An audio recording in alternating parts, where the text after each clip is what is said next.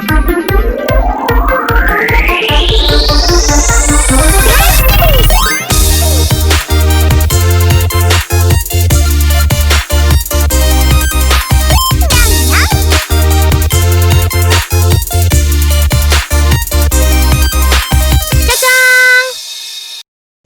you've sat there for 8 hours, I go, hey, Nick, what's Zelda's middle name?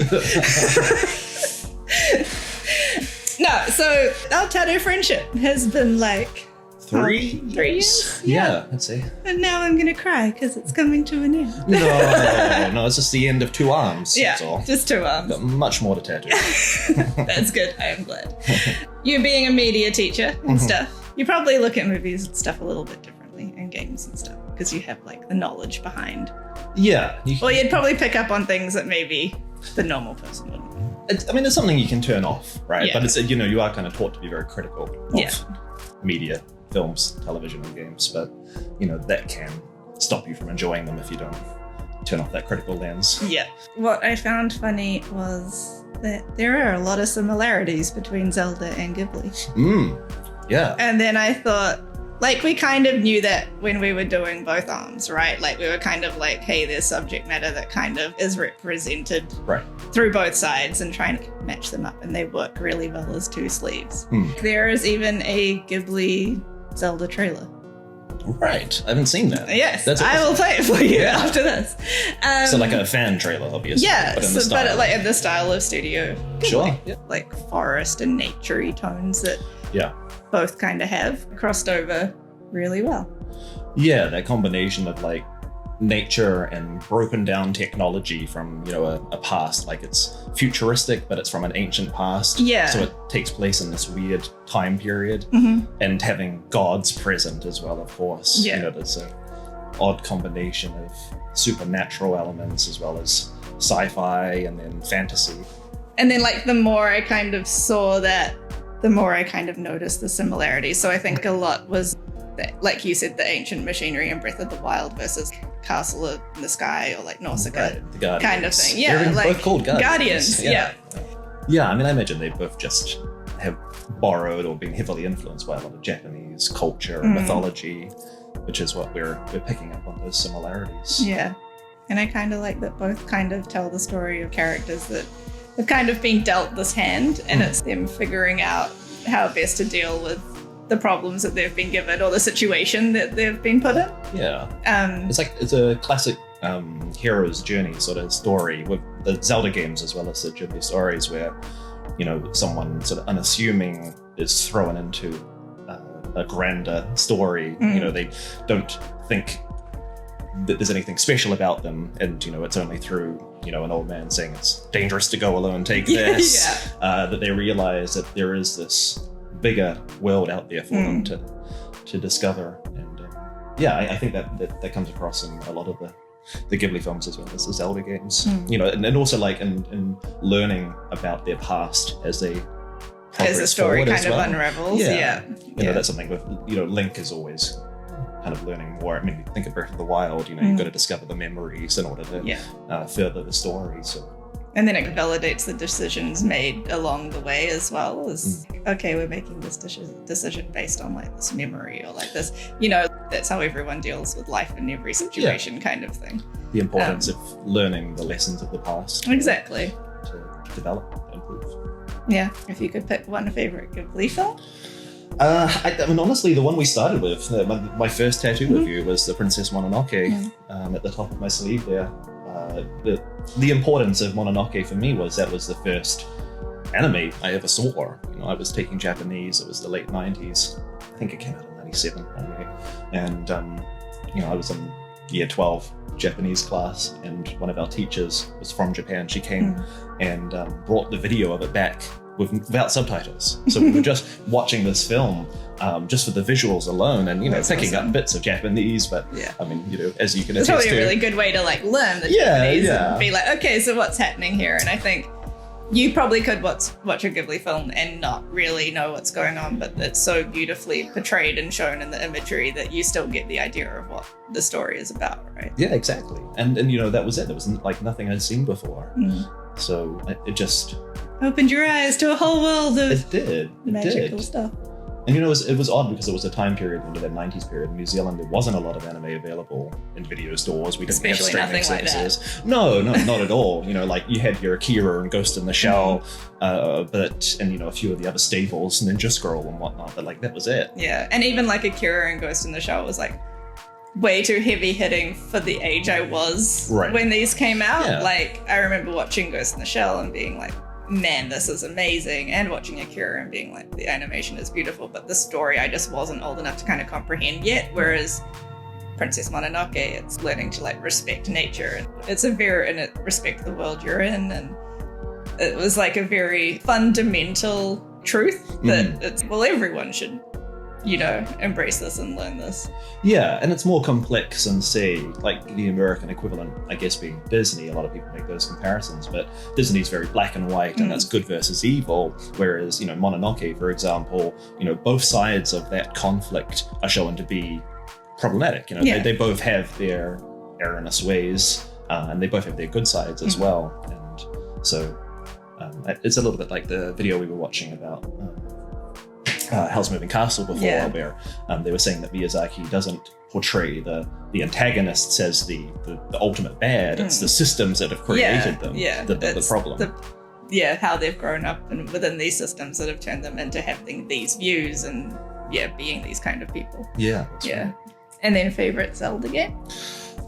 So again, like for me, I grew up a Sega kid. And I feel like most of my friends when I was coming through primary and intermediate all had Master Systems and Mega Drives. And so my first Nintendo system was the 64, and I wanted that Nintendo 64 for Ocarina of Time, just because having seen the ads for it and read and the gaming magazines that this game was just going to change. And it totally did, like in my opinion as well. It's a bit like you, where I was just like, oh my god, like I get to ride a horse. Even that, like, like they're just even the little things, but all the it just really threw you into this whole magical world of video games. And it was one of the earliest open world games I can remember playing, and it's it's obviously not the sort of sandbox game we expect today of, GTA or Red Dead Redemption, but or even Breath of the Wild, but it still allowed you to traverse huge areas without having a linear story directing you exactly where to go, and in fact going back and forth in time, and not exactly knowing what you needed to do. In fact, going back and playing it again recently, I'm like, how did I even how did I finish this game? Like, because I'm looking at guides now being like, what the hell am I meant to be doing? And I can only imagine that we just would have been talking to friends, like we'll work it out together. I think Ocarina of Time was the first non-level based game, like there was Crash and there was, I remember play Crash and Spyro. Even pre that, there was, like Alex the Kid, all level based, Sonic, all level based, Super Mario, level based. It was, and I still love those games, but exactly. It's all like get to the end of this run kind of thing and then go up. But it was like, I guess it's kind of like the mythology behind everything was just so beautiful. Even with it's like you look at it now and you're like, this is this block. But at the time it was just amazing. Just an adventure, and I agree. Like I think it, even though like I've gone back since and I've played the earlier Zelda games and like they still hold up. They're still really fun to play, like to the past. But that sort of game mechanic they all have where you'll see areas that you can't access until much later in the game, until you get a particular tool that allows you to, and then having that realization, I need to go back and check over and review where I've been before, because now there are new areas I can access and progress from. Because the last one I played was the Link's Awakening one on DS, on the Switch. And I had to walk through some of that. I was like, maybe I'm just dumb now, because some of it was just so hard. Like it's problem solving for kids in like a really fun way. But even as like a 32-year-old, I'm like, this is hard, man. Like, what am I meant to do here? And I'm like, and then I was like, man, thank God for Google now. Because back then, like you said, we didn't have that. It was literally like, do you manage to get past this area of Hellstuck? Like, can you help me, dude? Yeah.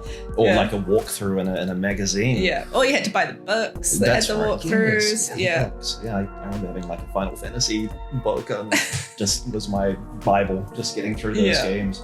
But, you know, like Zelda, it's people talk about games being harder in the past, and certainly like the difficulty of them was much harder. You know, you try and play old arcade games and you'd last, you know, maybe a minute tops, but it was also harder in the sense that it didn't kind of hold your hand through what you needed to do. Yeah. And, you know, I think newer games much, I don't know if better is the right word, but like they're more inclined to, you know, really just like kind of take you through these tutorials that are built into the games that, you know, take you through every step, and this is what you need to do. You need to go to this place, and then all this will happen. You know, I started playing Link's Awakening last week myself on the Switch, and you know, and it just throws you into that world, and just like, yeah, go to the beach, I guess. And like, like, okay.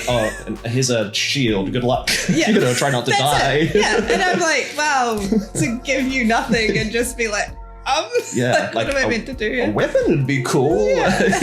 Something to defend myself with, at least.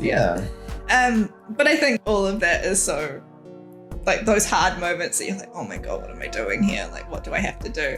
Is made easier by like the serene environments. The backgrounds and all the details and stuff are so beautiful that you're not really frustrated enough to turn it off, because you're like, oh, but it's so nice and green and colorful and it's all like pretty and stuff. So you're like, I'm angry in the most beautiful environment.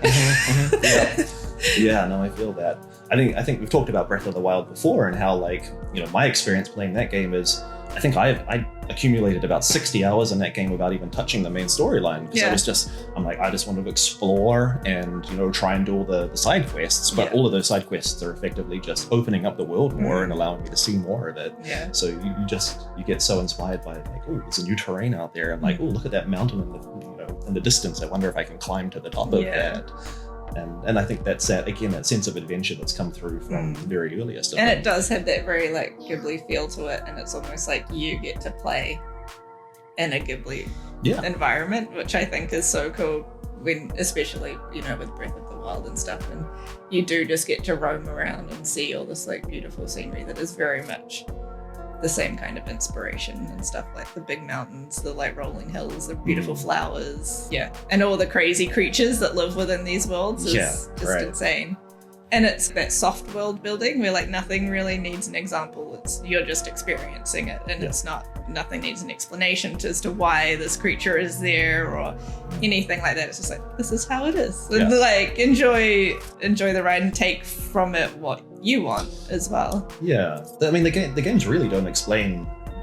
They don't feel a need to explain themselves. No. You know, the fact that, I mean, God, there are how many Zelda games now? Countless Zelda games, which all have, you know, the same hero Link, and then, you know, the same characters like Zelda and Ganon, and yet they're all slightly different universes. And like I've seen some, you know, complicated map or infographic on the internet that tries to piece them together and like how they all fit. You know, there's like so many different storylines, but, you know, at no point have they ever tried and said, oh, you know, this is, you know, like, you're just like enjoy Marvel, the ride you're on, pretty much. It's not like a Marvel situation where they're like, you know, this is universe, you know, 38, and it's just like, it's just, it is what it is. Take it or leave it. I keep saying Ghibli and Ghibli different. I just genuinely don't know. Which one I think everyone intertwines alternate them a bit. That's cool. But I think, you know, like a lot of Japanese texts, you know, there's that very anti-war theme coming across where, you know, these relics of the past, this old ancient technology that's still around, are the relics of a war that's occurred. You know, something catastrophic has happened that's left, you know, the Guardians and Castle in the Sky or in Breath of the Wild still around there, and you've got your main character trying to like pick up the pieces that were left behind almost.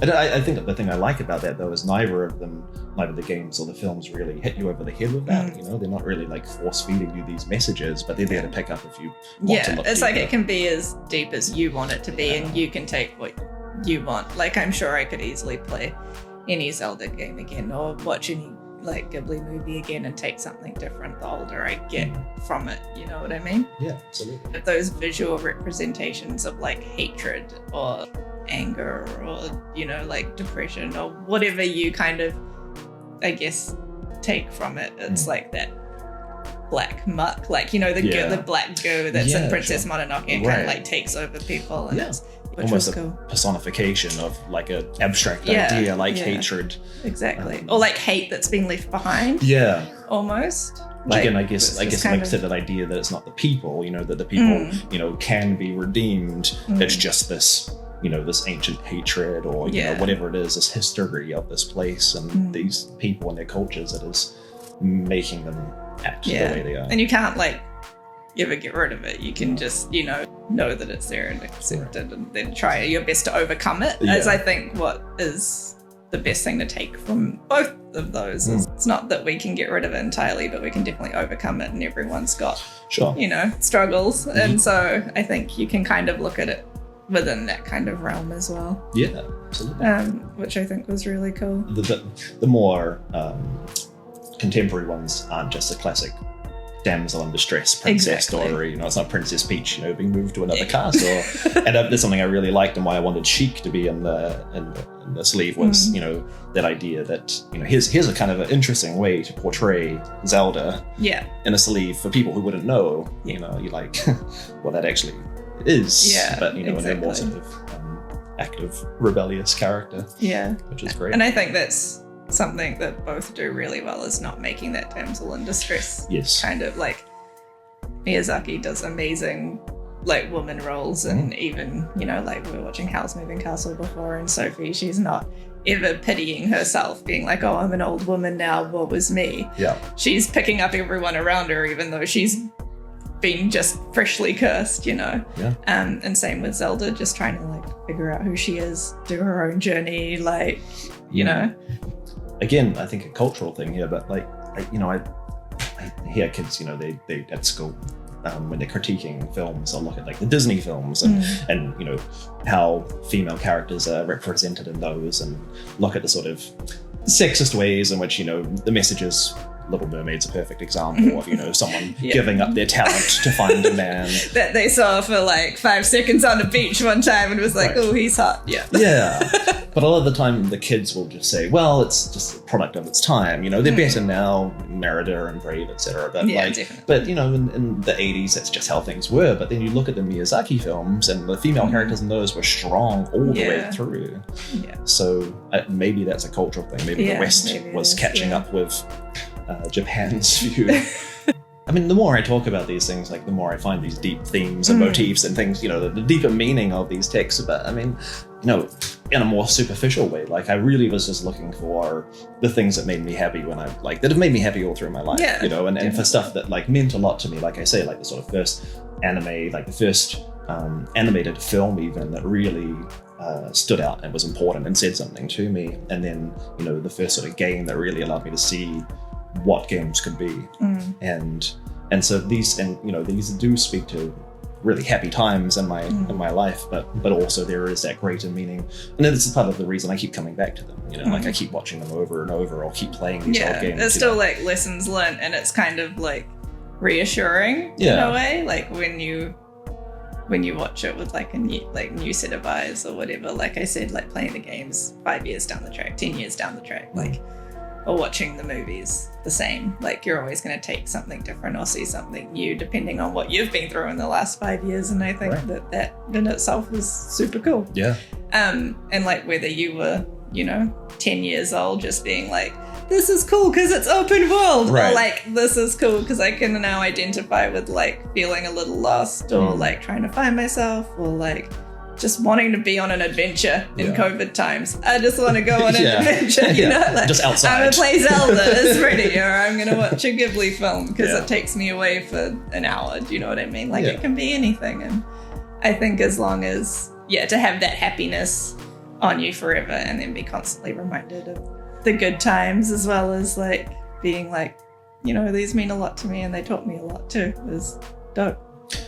Yeah, and like you were saying earlier about the Zelda games, how they can be challenging and they can be deep and they can be dark, and yet at the same time there's such beautiful landscapes and scenery and and characters surrounding you. It's the same of the films. Like all of these texts have that going for them, right? Yeah. That we can be realistic about that life isn't all roses and rainbows and happiness. Yeah, but life isn't all good times, but but there is beauty out there. Exactly. And I think both the Zelda games and the Ghibli movies do a fantastic job of creating that balance, but also creating awareness that how easily you could become the Witch of the Waste. And then quite often, the Zelda games will have that inverse version of Link, exactly. right? Yeah. We have to fight the negative version of itself, which is, I guess, what could have been. Exactly. Embrace the dark side. So. Yeah. Well, we have spent so long doing both sleeves. Yeah. They're finally done. Oh. It's been crazy. Yeah, it's awesome though.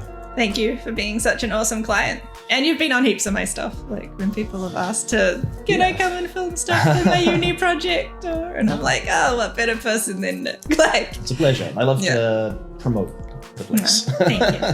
As you'll know from my students who come here. I know. They're so lovely too. And funnily enough, one of them got the Zelda, the Master Sword, and I was like, I wonder if you've been inspired by No, I had another student recently say, oh, that's a bit like George's tattoo. I'm like, there's a reason for that. Yeah. And she loves games, just as much, and she, talking to her about Zelda as well. And I think it's cool that I can do lots of Zelda tattoos, but to each person, they take something entirely different for it, or they relate to a certain thing in the game, whether it be the Master Sword or Sheik or anything, or just the Great Deku Tree. It's so cool what everyone's different takes on it are.